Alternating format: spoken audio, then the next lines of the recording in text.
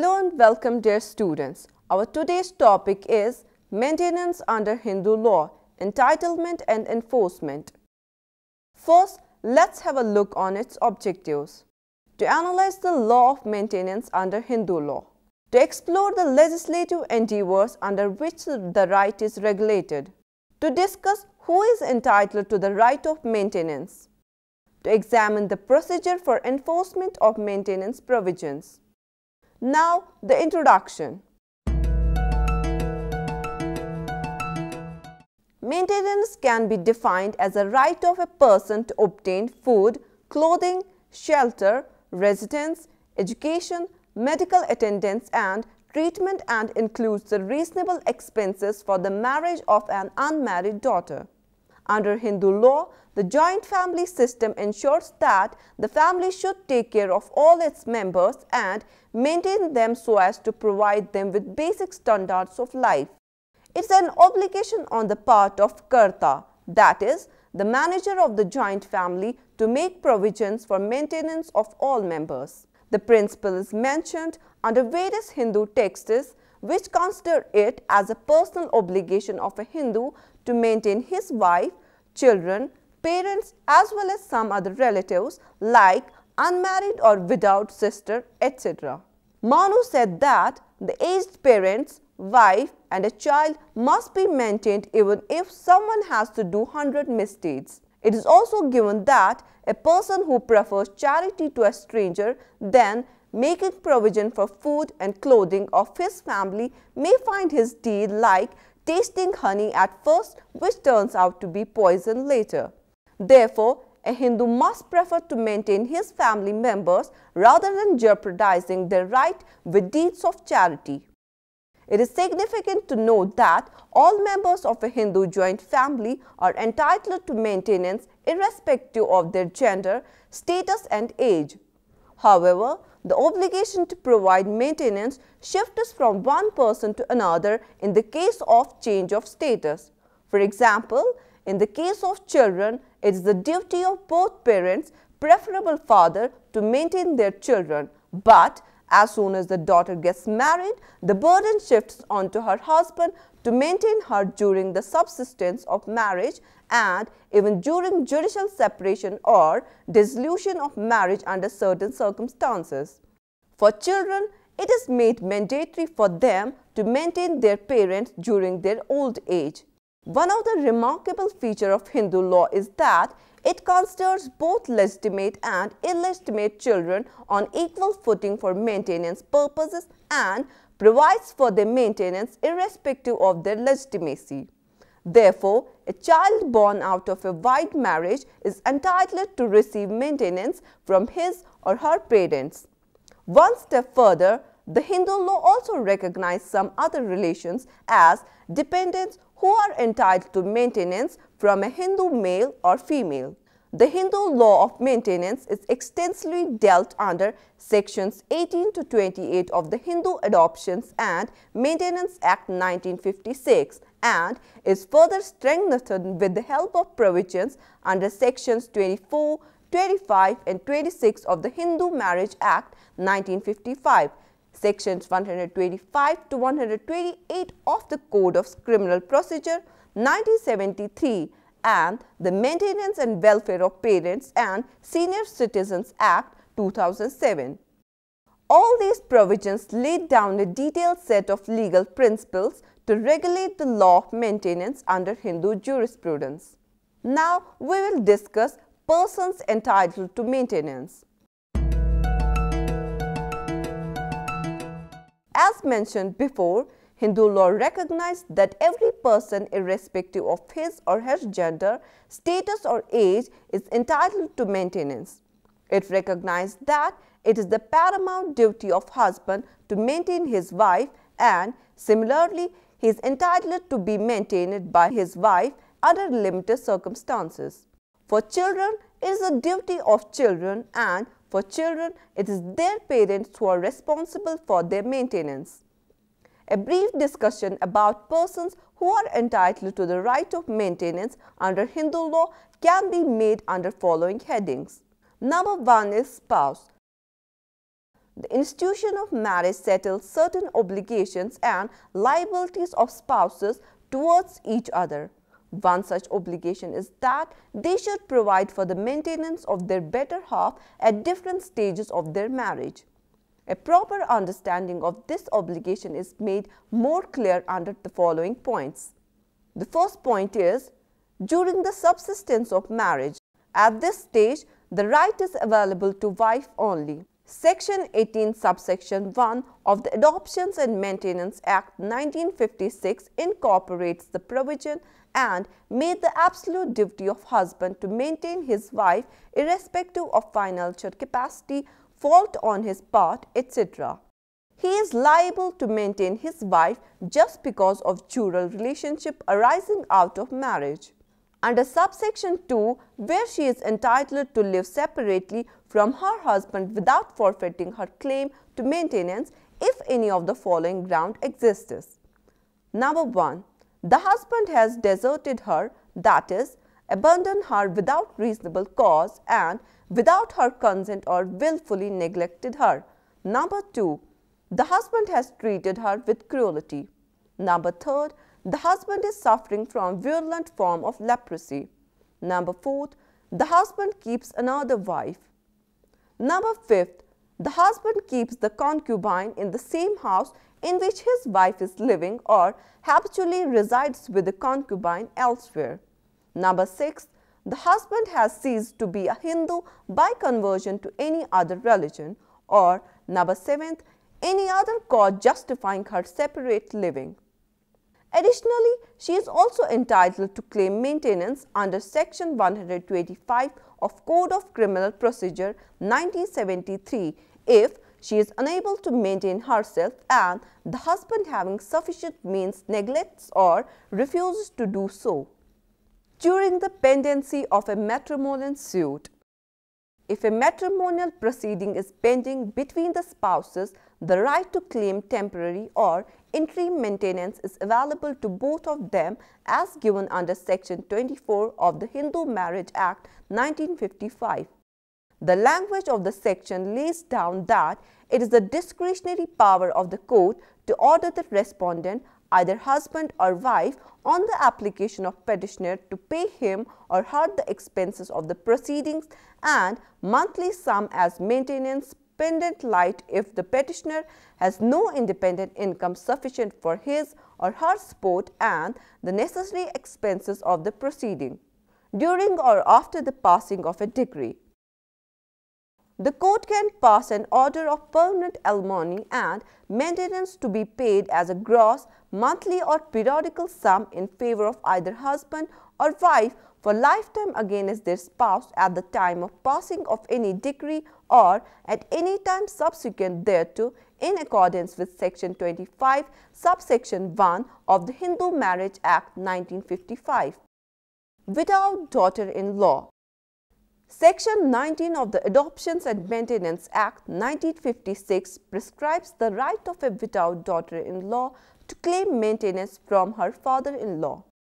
After the death of her husband, if the wife is unable to maintain herself out of her own earning or other property, or if she has no property of her own and is unable to obtain maintenance from the estate of her husband, father or mother, or from her son or daughter or their estate, then in such a case the father-in-law will provide for her maintenance. Children. Unlike the older position, the law has imposed the obligation to maintain children on both father and mother. According to Section 20 of the Hindu Adoptions and Maintenance Act 1956, it is the duty of parents to maintain their children as long as they are minor. The obligation is equally applicable in case of both legitimate and illegitimate children as well as natural and adopted children. But in the case of an unmarried daughter, the right extends till her marriage if she is unable to maintain herself out of her earnings or other property. Section 125, subsection 1, Clause C of the Code of Criminal Procedure 1973 goes one step further and adds that the right to claim maintenance is available to a child who is by reason of any physical or mental abnormality or injury is unable to maintain even if he or she has attained majority. Clause B of the section again widens the scope of the maintenance provisions contained under the Code and describes that the marriage of a child will not operate as a bar to the right. The proviso attached to subsection 1 further clarifies that if the magistrate is satisfied that the husband of a minor female child is not possessed of sufficient means, then in such case he may order the father to pay maintenance allowance until she attains her majority. Additionally, the privilege of maintenance in favor of children is altogether dealt under Section 20 of the Hindu Marriage Act 1955, which provides that a court may pass an order with respect to, inter alia, maintenance of minor children during the pendency or after the disposal of any matrimonial proceeding under any of the provisions of the Act. Parents. The obligation to maintain parents arises out of the parent-child relationship. Though it was only son who was liable to maintain his parents during earlier times, Section 20 of the Hindu Adoptions and Maintenance Act 1956 has now prescribed the obligation upon son and daughter on equal terms. According to the section, the children are under an obligation to maintain their aged or infirm parents if they are unable to maintain themselves out of their own earnings and other property. One of the peculiar features is mentioned under explanation attached to the section, which includes a childless stepmother under the definition of parent, though a childless stepfather is still out of the purview of the section. It is important to note here that a more logical step has been taken in the form of the Maintenance and Welfare of Parents and Senior Citizens Act 2007 as a legislative effort to provide more effective provisions for the maintenance and welfare provisions of parents and senior citizens. This law is secular and is applicable on everyone irrespective of his or her religion. Under the Act, the parents, whether biological, adoptive and stepmothers and fathers, whether senior citizens or not, who are unable to maintain themselves through their own earnings or out of their own property, may apply for maintenance from their children, whether son, daughter, grandson and granddaughter, but it does not include a minor. Dependents. Sections 21 and 22 of the Hindu Adoptions and Maintenance Act 1956 deal with maintenance of dependents of a deceased Hindu. Section 21 enlists the relatives of the deceased as dependents, which includes: number 1, his or her father; number 2, his or her mother; number 3, his widow so long as she does not remarry; number 4, his or her son or the son of his predeceased son or the son of predeceased son of his predeceased son, so long as he is a minor, provided and to the extent that he is unable to obtain maintenance in the case of a grandson from his father's or mother's estate, and in the case of a great-grandson from the estate of his father or mother or father's father or father's mother. Fifth, his or her unmarried daughter or the unmarried daughter of his predeceased son or the unmarried daughter of a predeceased son of his predeceased son, so long as she remains unmarried, provided and to the extent that she is unable to obtain maintenance. In the case of a granddaughter from her father's or mother's estate, and in the case of great-granddaughter from the estate of her father or mother or father's father or father's mother. Sixth, his widowed daughter, provided and to the extent that she is unable to obtain maintenance from the estate of her husband or from her son or daughter, if any, or his or her estate or from her father-in-law or his father or the estate of either of them. Seventh, any widow of his son or of a son of his predeceased son, so long as she does not remarry, provided and to the extent that she is unable to obtain maintenance from her husband's estate or from her son or daughter, if any, or his or her estate, or in the case of a grandson's widow, also from her father-in-law's estate. 8th, his or her minor illegitimate son, so long as he remains a minor. 9th, his or her illegitimate daughter, so long as she remains unmarried. Section 22 provides that the heirs of a deceased Hindu will maintain the dependent out of the estate inherited by them from the deceased if such dependent has not obtained any share out of the estate of the deceased either by way of testamentary or intestate succession. The liability of each person under this section shall be proportional to the value of the share or part of the estate taken by him or her. The dependent is taken out of the liability under this section and needs not to contribute to the maintenance of others, if by doing so his or her share will become less than what would have been awarded to him or her by way of maintenance. Procedure to enforce the law of maintenance. The enforcement of law as covered under various legislative enactments fulfilling the Hindu conception of maintenance can be discussed under following points: jurisdiction and procedure.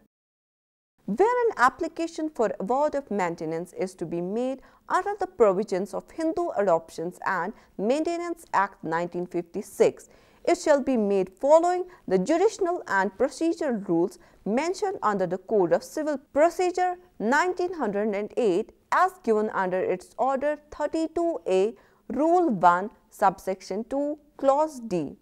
It provides that in a suit or proceeding relating to the issue of maintenance concerning a family, the provisions of the order shall be applied. Proceedings under Section 125 of the Code of Criminal Procedure 1973 shall be made in accordance with the procedure laid down under Section 126.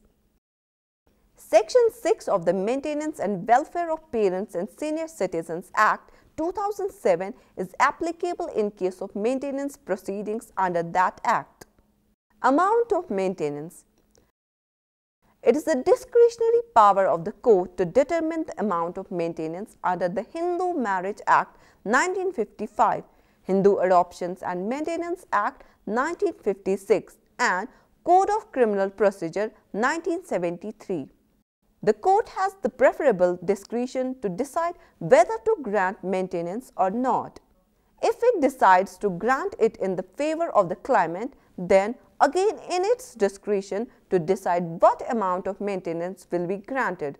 However, while doing so, the provisions mentioned under Section 23 of the Hindu Adoptions and Maintenance Act 1956 will be followed, which has prescribed grounds for the court to be taken care of while deciding the question of amount of maintenance for wife, children and aged or infirm parents.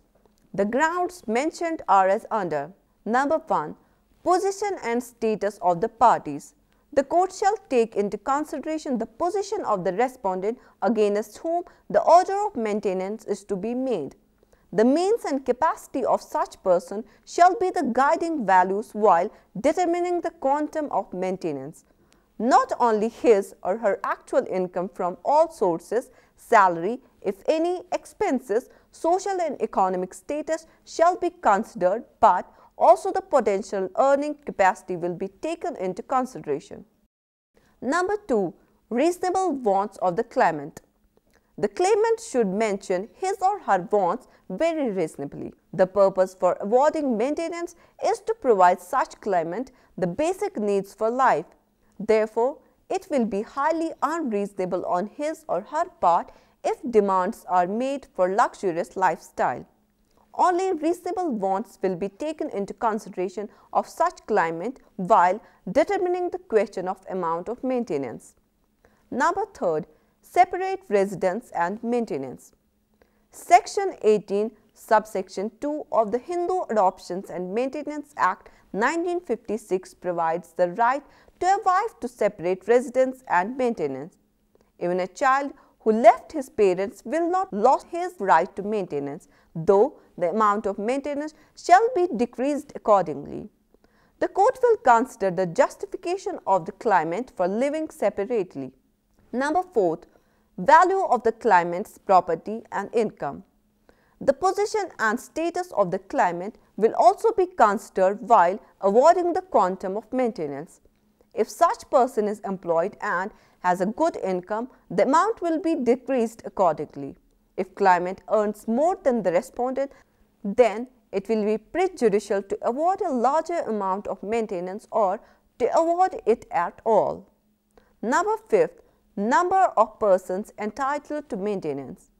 In case of number of persons entitled to maintenance, the court shall look into the fact of numbers of such persons.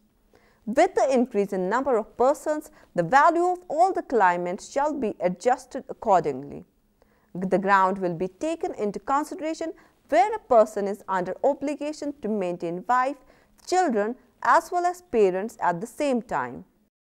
In addition to the above grounds, if the claimants are dependents, then in accordance with subsection 3, the following grounds shall also be taken into consideration.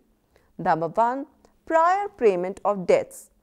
The maintenance provision should be made only after the payment of debts of the deceased. The provision is equally echoed with the provision of section 26 of the Hindu Adoptions and Maintenance Act 1956.